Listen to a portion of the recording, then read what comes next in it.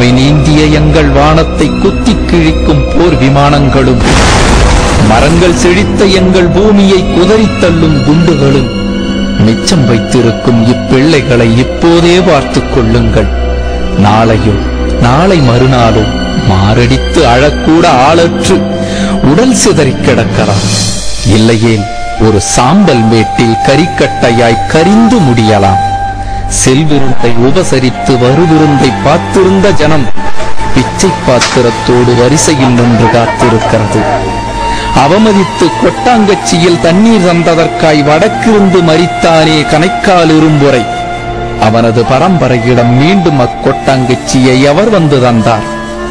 கோட்டை எழுப்பி கொடியேற்றி முரசறைந்த தமிழ் இனத்தை கூடாரத்திற்குள் அகதியாய் எவர் வந்து முடக்கினார்?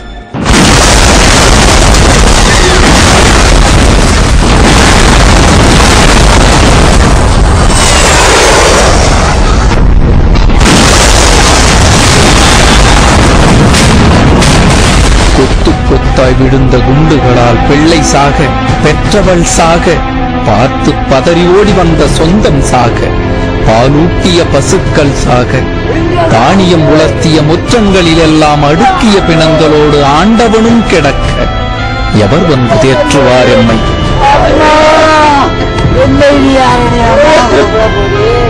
ஓடி வந்து அணைத்து உயிர் காக்கிற பெற்றோரெல்லாம் அடிந்து கிடக்க அடுத்து யார் சாவோம் என்று உறைந்து நிற்கிற பிள்ளைகளுக்கு எவர் வந்து ஆறுதல் சொல்வார்?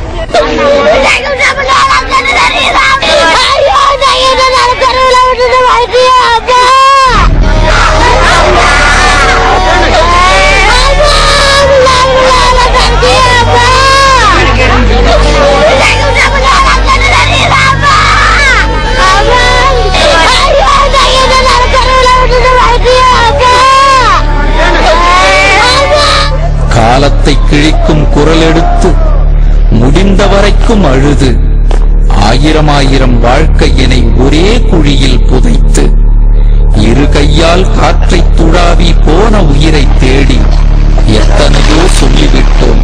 காலில் வலுவில்லை, இப்போது ஓய்ந்து விட்டோம்.